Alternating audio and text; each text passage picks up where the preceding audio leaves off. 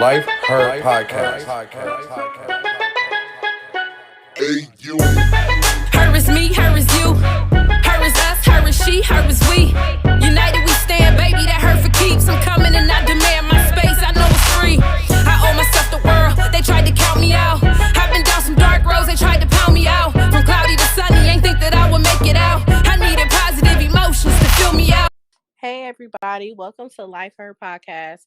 I have the amazing Jasmine Young with us today with Southern Tax Prep. Hey Jasmine, how are you?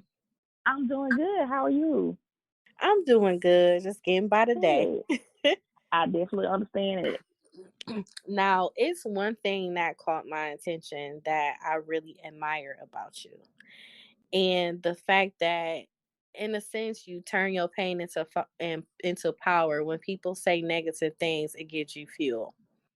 Right. And I saw that and it just caught my attention because I do the same thing. And it's like to a point when people usually turn their pain into power or turn people's conversation and thought process into something greater for themselves. So many people will be a lot more successful in life instead of carrying that burden. I definitely agree. It was tough at first, being young, being one of the co-captains of my basketball team in high school, and yeah, the comment that was made to me. So of course, being a high school basketball captain, we had to choose our uniform, and I was a co-captain with two other girls, and I just told them, after looking through catalogs, hey, whatever y'all decide, that's fine. I'll just you know, pay for it. You just tell me what it is. And the comment that was made was, well, everybody's not fed with a silver spoon like you. And I did get upset. No lie. I was upset. I was angry because I felt like I wasn't getting anything that anybody else shouldn't have been getting.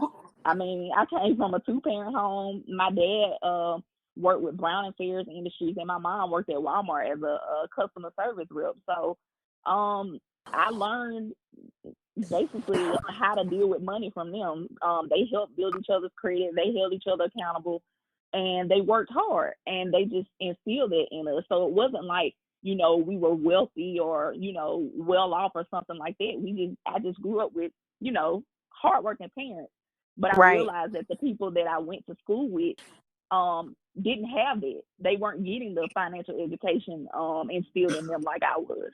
So it was perceived as if I had something that other people didn't have, when I thought that what I had was normal. So I realized then that this is an issue for our community because what's normal and what everybody should be getting, everybody doesn't have access to.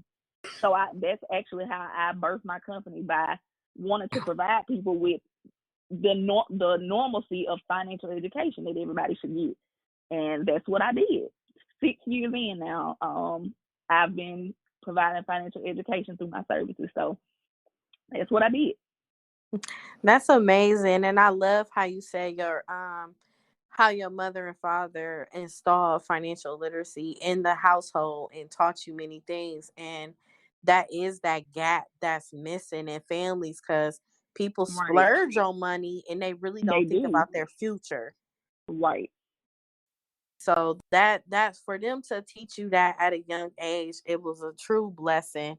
And it goes to Right. show why other kids did think you were silver spoon, because it was the fact that your parents did things differently from their parents. Right. And as And some kids don't yeah, understand that. they don't. They don't. They just think, oh well, you got it good, or you're getting something that we're not getting. Everybody isn't as fortunate. And I could see that being the case, why they would think that way. But coming from my perspective, I was like, well, why isn't everybody else able to do this? Like, what am I getting that they're not getting? And it was simply access to information and examples. That was it. Mhm. That's just it's really sad, and it's still like that today. But having podcasts and having women like you to install this type of information to people, it makes them aware of it, that it's not okay.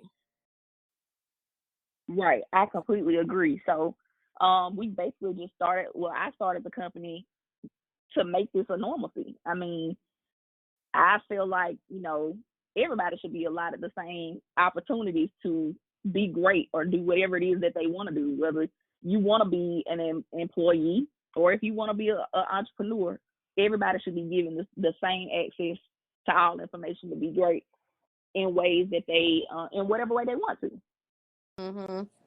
Well, tell me a little bit more about Southern Tax Prep.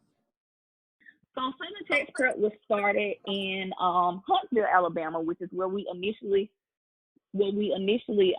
started the firm. And in doing that, we started off with tax preparation services, which is our flagship service that everybody mostly knows us for. And we started out doing taxes very, very small. Started in a 2-bedroom apartment in Huntsville. And I actually thought that, family would be my first customer, but that's not always the case. Right. A lot of people, and of course, I had went to school, got an accounting degree. I didn't have my CPA at the time when I started, but I was getting my master's. So I was like, well, I can do taxes because, during school you have internships and volunteer programs, and I was able to provide that service. And I thought that my family would be, the first customers, and some of them were. But then I think there's this thing with our community where we don't trust each other. We feel like, well, I'm not gonna go to her because she's Black. She's probably not gonna do my taxes, right? And we trust others outside of our race more than we trust ourselves. So I wanted to become a trusted advisor with my community to say, hey, you can get somebody to do that looks like you to do the exact same thing that others outside of our race would do. And in actuality, I feel like I'm better able to serve my community because I understand my community. I'm not just listening to what you tell me. I've seen, all the situations. I remember I grew up with people that thought that I had something more than them. So I understand people not understanding information or not knowing information. And I wanted to provide that comfort that, hey, yes, I am Black, and yes, I am educated in this area, and I can help you understand to the point where you don't have to be embarrassed for not knowing. Mm-hmm. So that has been my drive, my passion is to just provide that financial literacy in a way that people are comfortable with asking questions. Because as Black people, we don't talk about finances. We blow money left and right, and when it's gone, it's just gone. We're not, and it's because we haven't been taught how to make the right decision. Mm-hmm. And I wanted to be that person to say, hey, I know what our history is. I know why we do the things we do. Let me help you. So that's the purpose of Southern Tax. Yes, we do provide paid services, but our goal ultimately is to teach and spread financial literacy, whether it be through our services, whether it be through our free training videos that we do online or through our online academy, Financial Literacy University. Whatever way we can get the information to you, that's what we want to do. Mm-hmm. That's really good. That's a blessing because I know me personally, I found myself having a hard time finding, like I will have a great tax person. I've been having them for years, but not to a point that'll help me build wealth. Is that something that you help people with? Absolutely. Generational wealth and financial literacy is what we're all about. And one thing about building generational wealth is, to be honest, our community, people of color, Black people, we have the lowest net worth out of all the races. And I wanted to be a catalyst to change that because I believe that, number one, we're more than capable of doing so. I mean, we see it every day. And what makes us so different from everybody else that we can't have the nice things. We can't pass down, nice homes and whatever the case may be to our kids instead of passing on liabilities. and burdens and the generational curse of being financially illiterate. So Right. generational wealth, to me, is what's going to change the course of our culture. We came here to this country with nothing, and we built this country. If we Yeah. can build a whole country, imagine what we can do for ourselves individually and collectively as Mm-hmm. a culture. So Definitely. one of my inspirations is actually Black Wall Street. Not a lot of people know about Black Wall Street, and a few people have come to know about Black Wall Street Right. recently as a result of the death of George Floyd, and a lot of people Yes. have started supporting black owned businesses, and that's what Black Wall Street was. It was um a prominent town called the Greenwood District in Tulsa, Oklahoma, where they had a school system, they had an airport, they had a hospital, they had schools, they had Whole movie theaters, community. grocery stores. Yeah, we had a whole community back then. But when it was destroyed by our white counterparts, we just never got over that, and the wealth gap started there, and it's been that way ever since then. And I Hmm. believe that we can do that again. If we can build a whole country, we can rebuild Black Wall Street. Yes, we definitely can. Sometimes I find it difficult for blacks to work with each other because everyone wants to be on top. Right, And I feel like if you just serve the position, the gift that you have, and leave right, it there and let that other person handle things, I think if everybody have a level mind to a point, we could all prosper together and not get upset of you know the the levels that other people may reach that we may have not right, reached. It'll right, go a lot better, and that's just the Willie Lynch syndrome and everything else that we have going on, and we just right, need to break that generational trait that we right, have and think about us coming together as one. right. I definitely agree. Yes. What I've noticed also is that you moved to Atlanta and you became a certified fraud examiner. I am a certified fraud examiner as well as a certified public accountant. Yes, we actually moved to Atlanta back in 2015. And we put our first office here. It's located behind the airport. And it's so funny because I had no desire of moving to Atlanta at all. I hadn't traveled there much as a child, or even in college. I didn't take road trips to Atlanta or anything like that. I really started frequenting Atlanta around, I would say 2013, but it was never a place where I just saw myself moving to. And Right. then just one day I had this epiphany. If I want to grow and I want to be what I hope to be, which is a global chain of accounting firms, then why not go to Atlanta? Atlanta is like Black Hollywood. That's what people call it. And I'm Yes. like, if I want to service my people, let me go to where my people are. Because at the time, Huntsville was just a college town, and it's Uh-huh. grown so much now. But being in Atlanta has catapulted my business in ways that I feel like um, I still would have been able to do it in Huntsville, but it probably would have took me a little bit longer. Okay. So That's coming to Atlanta has really catapulted my business. I've been able to connect with different people, different Black people, especially in my profession.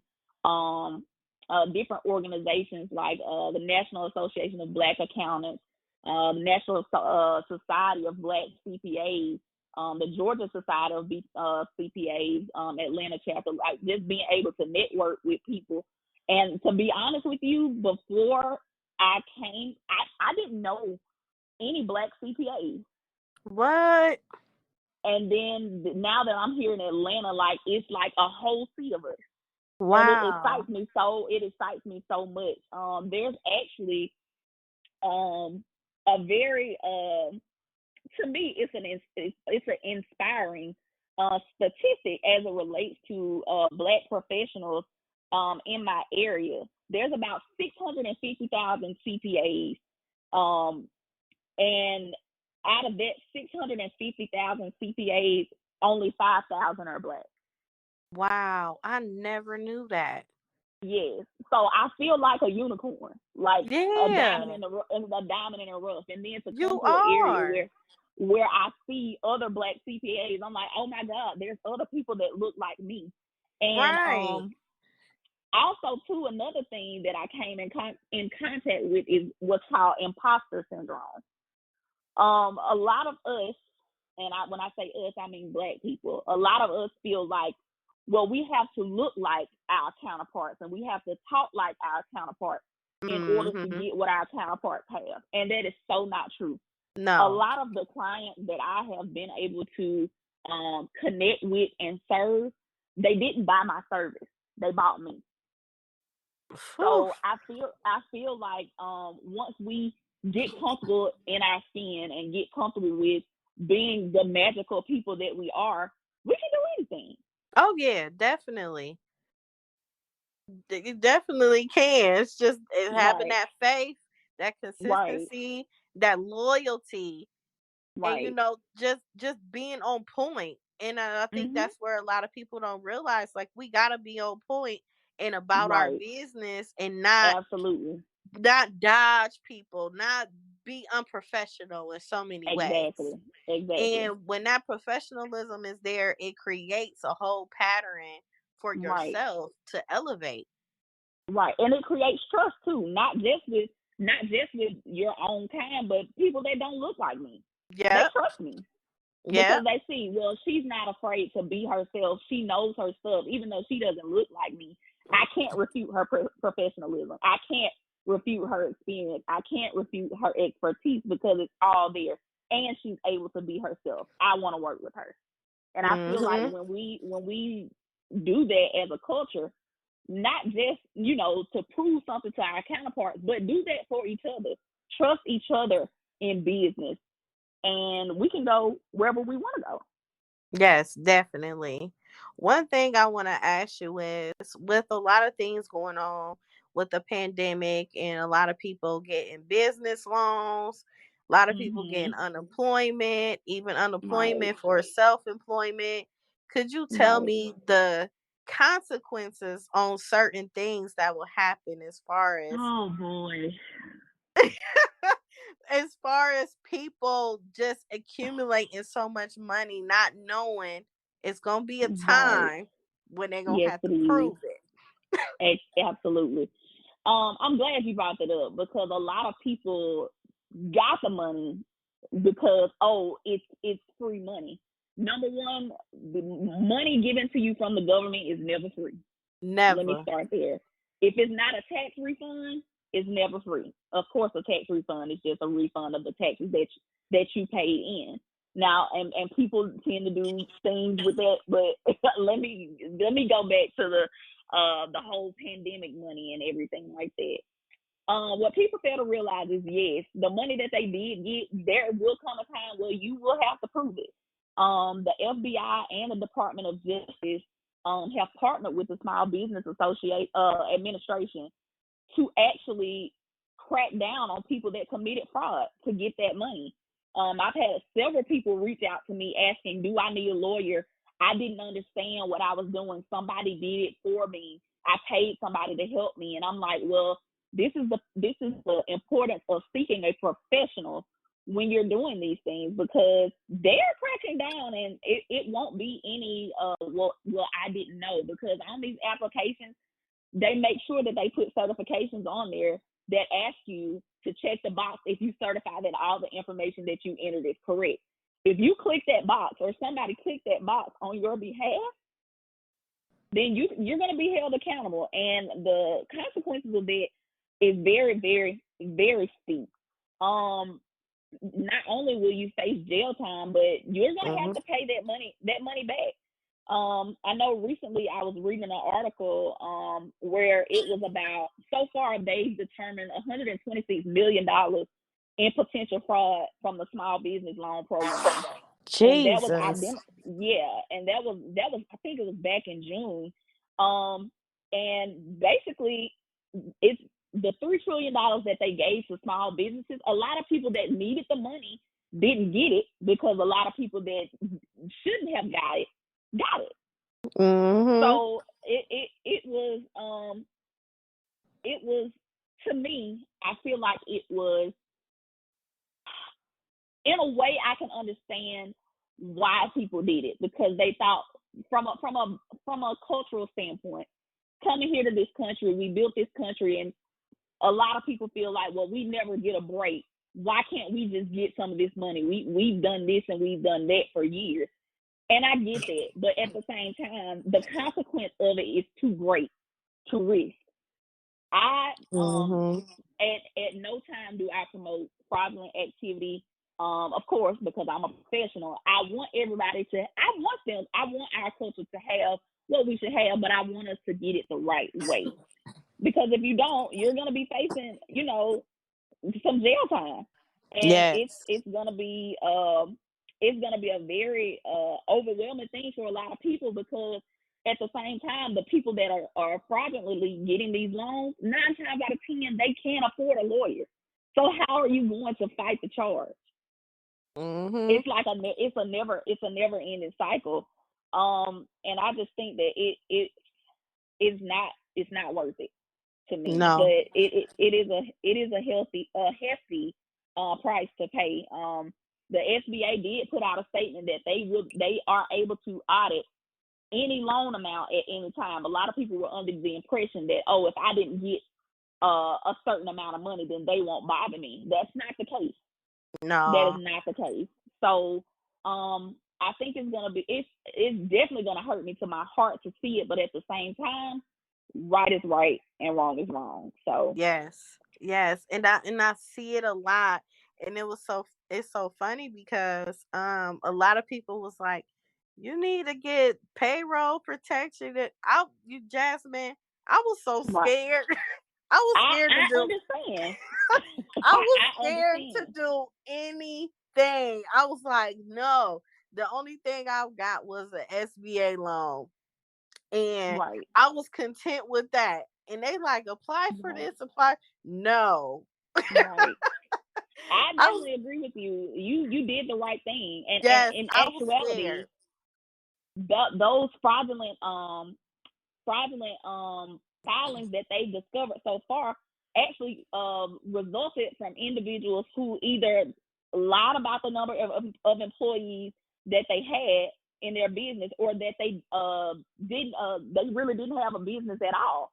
It was something Yes. fictitious. So it's gonna Yes. be And just bad. think of all the people that apply for EINs and LLCs for that Right, moment just to even get that. And you haven't right. even been in business a Right. month. You didn't even meet the qualifications to be it, to be Yes. eligible for it. So yeah, it's gonna be Yes. crazy. And then the thing about that is, in applying for EIN numbers, you put out to the IRS that you have this business. If you come, next year tax time, and you're not reporting taxes for this business, they're gonna be working with the SBA to crack down on that. So it's like you're creating the trail against yourself already. Mhm. And I Yes. mean, it's very unfortunate. And I know that this pandemic has caused a lot of people to be out of work, laid off, and people were just trying to do what they thought they should do to survive. But in this situation, it it would not it's not smart to have. If you did that, yeah, it's gonna be some hefty consequences, and that's all I I can say know. about it. I Yeah. know. I was just like, oh my God, these people about to lose it. Yes. So And then it's that a just shame. creates the same cycle of us in the system not being able to have, breaking up families. If you work, losing the income that you were contributing to your family, it just creates the same cycle over and over and over again. And I just want to be, a trusted advisor and a catalyst, to help us do better. Just do better. Mhm.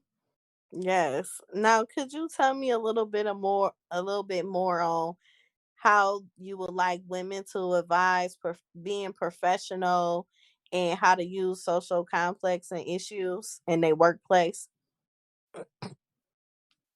So I will speak from of course, I'm a Black woman, so I'll speak from a Black woman's perspective.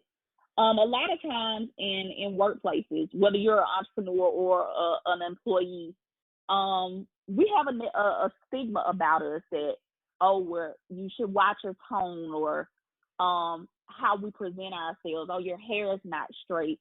We have a tough time when it comes to what other people perceive us to be professional. The way I have gotten over that, and let me caveat this to say, a lot of companies have come out with these diversity and inclusion surveys to ask us, do you feel included? Do you feel comfortable working here? And the truth of the matter is, we don't. We even with being a business owner, it's always a little bit different being in a room full of people that don't look like you and wondering how people will accept you. What I have learned over the years is, number one, if you know your stuff, be an expert in your field. And two, be confident. A lot of comments that I've heard over the years is, they're disgruntled or they're angry. A lot of people mistake our tone for being angry, when in actuality we project our voices really well. We speak clearly and we stand firm on what we mean. And I want us as women to don't back down on that. What I realize is, you may not be everybody's cup of tea, but you may be somebody's shot of Hennessy. Okay, so Yes. don't back down on what you know. If something is wrong, speak up and just be yourself. That's what people are attracted to. You don't have to be like your counterparts in the same room. You don't compromise yourself for acceptance. And I feel like when we do that and we have that professionalism, we're unstoppable. We're unstoppable. Yes, that's definitely for sure. And I think, like, what do you think as far as women in competition and women downgrading another woman when they are doing something great? Oh, I absolutely hate competition between women, because the thing is, and of course, I'm coming from a Black woman's perspective. I feel like the Black woman is the most unprotected person on earth, because Yes. even with what's happening with our Black men, we're there to pick them up. We're there to support them. We're there to cover them and help them carry the weight of the world that's on their shoulder. But who's there to back us? No So one. we're like a lone wolf, in a sense. And it's, to me, it is asinine to attack one another. Why would we attack one another when we don't have anybody to support us? So why not support each other? There's no reason to knock another woman. If anything, uplift that woman, because you never know. Your increase or your blessing may come from helping somebody else, helping another woman, saying, hey, sis, look, I see you working on this, and I came across this article that I thought you'd be interested in that might help your business. I just wanted to share it with you. You never know what the return from that will be. Not saying that you do things to get a return, but it's just, I think I go by the golden rule. You treat people how you want to be treated. Yes. Help one another. Just Yes, help one and another. you gotta be genuine about it. Yes. Don't have an ulterior motive behind what you're trying to do, because it's not going to be successful for you in the end. Exactly. And everything you put out in the universe comes back.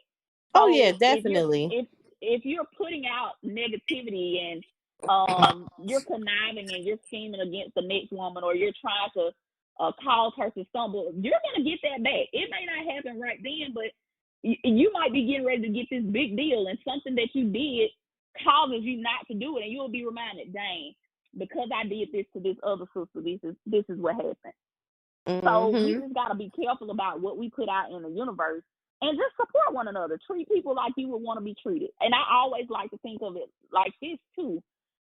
What if you have children? I don't have children, but I have nieces and nephews, and I always think, if somebody did that to my child, whether it's my son or my daughter, how would I feel? Because not every time that things will come back to you. It could skip you and come back to your kids. Do you want your kids reaping what you put out? Mm-hmm. So that's another thing. I just wish people would just be considerate. Think about others more than yourself. Be humble and help one another. To me, it's Yes. very simple, but I realize it's not that simple to everybody, because if it was, then we wouldn't encounter a lot of the problems that we encounter now. But we just need to Yes. come together. Yes, we have to. So tell me a little bit about your virtual event coming up, Closing the Gap. Oh my goodness, Closing the Gap. I'm very excited about it. It's a virtual tour where we're going to talk about closing this wealth gap between us and our white counterparts. A lot of people don't know the wealth of a white family is $171,000. That's almost 10 times, 10 times the wealth of a black family, which is currently $17,000. So Wow. with this event, what we're gonna do is gonna be August the 10th through the 14th, and every night we're gonna talk about different facets of financial literacy and what we can do individually and collectively as a culture to close the gap as it relates to budgeting, as it relates to credit, as it relates to investing your way to residual income, and as it relates to being business owners, using business ownership to build wealth. We're gonna talk about and give practical tips on what to do in order to help close this gap.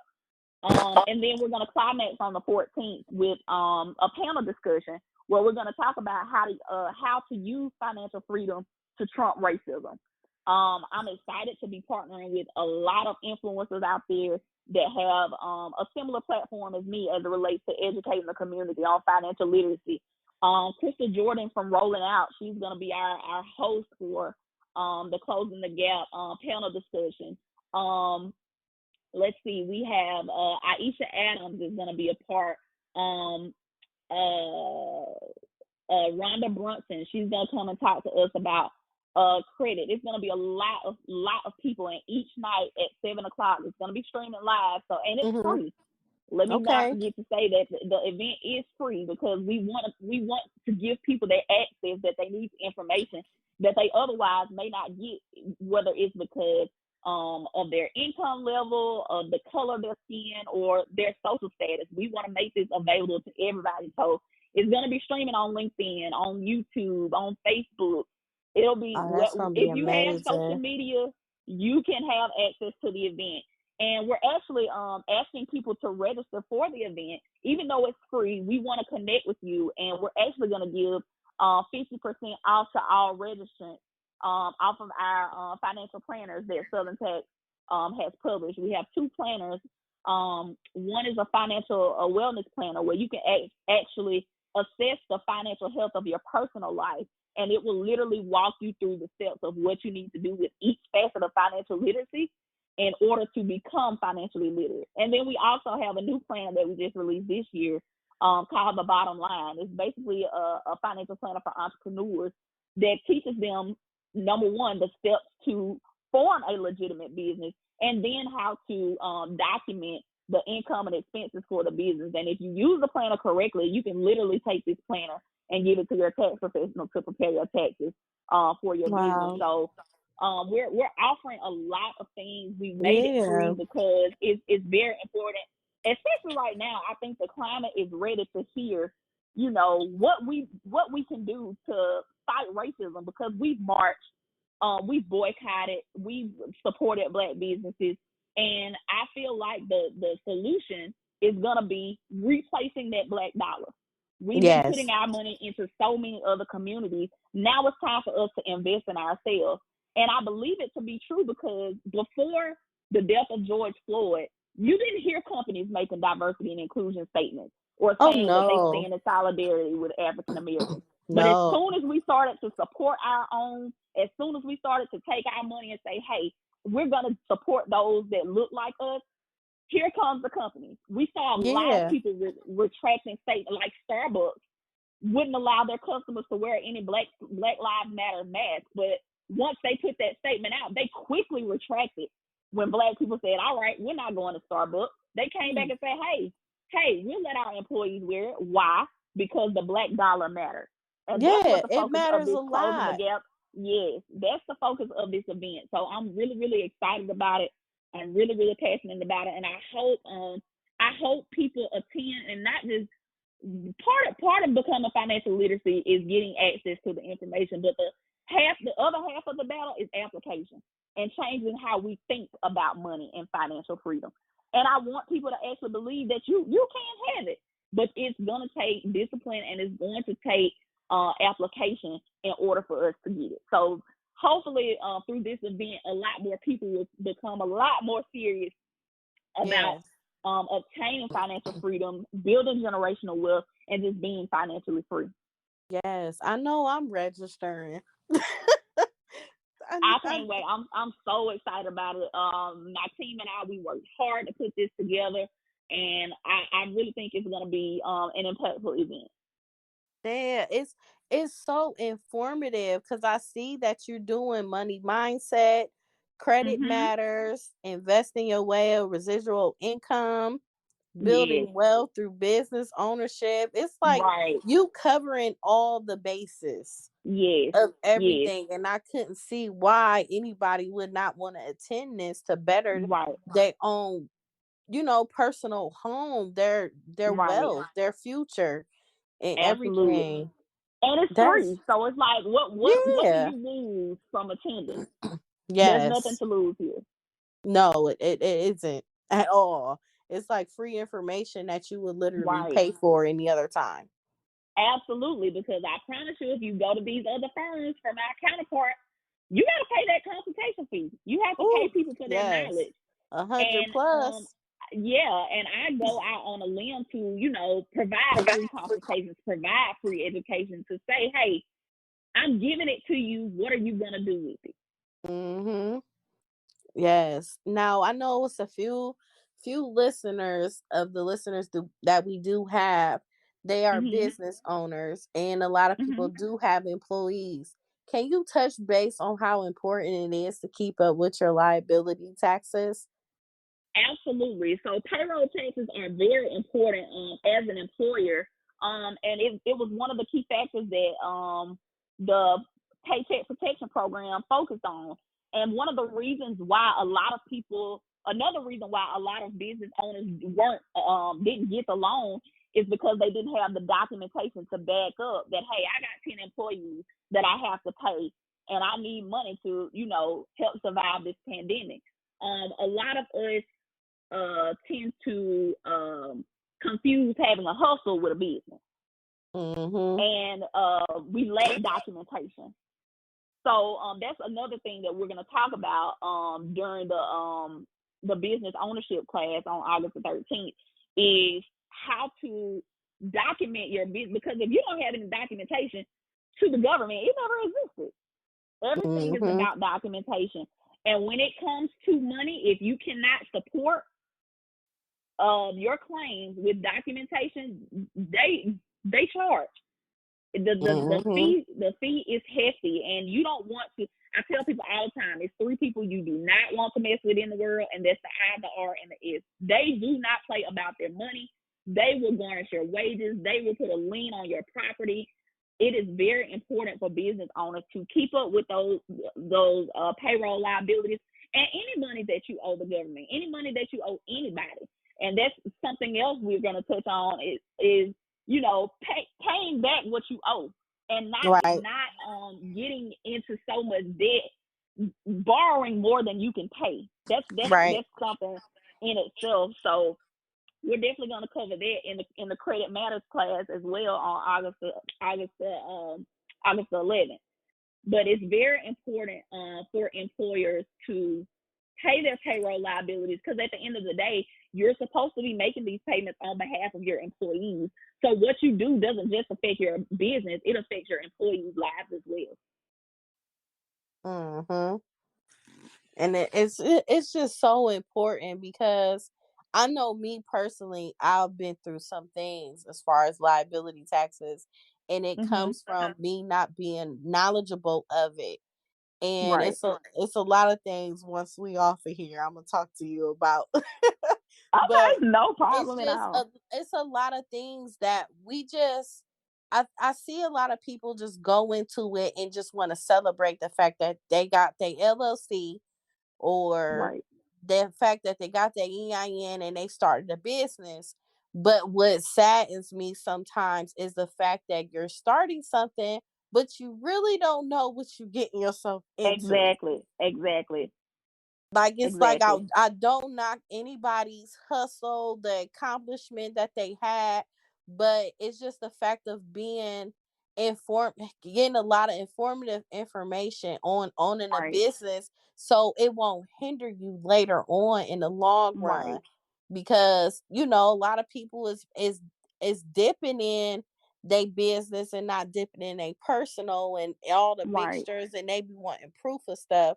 So I feel like this whole conversation, this whole podcast right now with you is very, very important, and I'm so happy that you on here and you just keeping it real with everyone. I'm glad to be here. This is what I love to do. I'm passionate about it. I've been passionate about it. A lot of people don't know I was OCD. I counted everything as a kid. I counted my steps. I counted between the cracks on the sidewalk how many steps it would take to get. I mean, I literally counted everything. I would even count my food particles. It was that deep for me. So I always knew that I would be doing something that had to do with numbers, and I like to help people. So I'm actually grateful that my passion and my purpose align, because what I do doesn't feel like a job. Mhm. Yeah, because it's like you gotta have a passion and a purpose for it, because it'll get you to a point where you just want the dollars from people Right, and you won't do right, your job. And that's where a lot of people be stuck at when they don't want to right, deal with blacks and only want to deal with other race as right. far as working with their taxes. Right. I totally agree. We have to be passionate about it and not just chasing the dollar. I always tell people, if you're starting a business, make sure you're starting it for the right reason. Yes. And if you're doing things right, if you're doing things in a professional manner, and you're doing things with honor and with excellence, the money will come. Oh Don't yeah. focus on the money. Focus on the purpose. Mhm. Yes, definitely. And that's where the mix up come in at. It's Mhm. just because I think some people just want it right now when Right. they don't know late. It takes 5-10 years for you to It actually takes time. get to where you really need to be. But once you making Absolutely. money and you seeing it coming, you don't want to Mhm. spend it right away, because what if you have a slow month? Right. It's just you just never know what happens. So it's just great to even give them an idea to even just reach out to you and ask Right. you many questions and see what's going on, because you're going to be honest with them.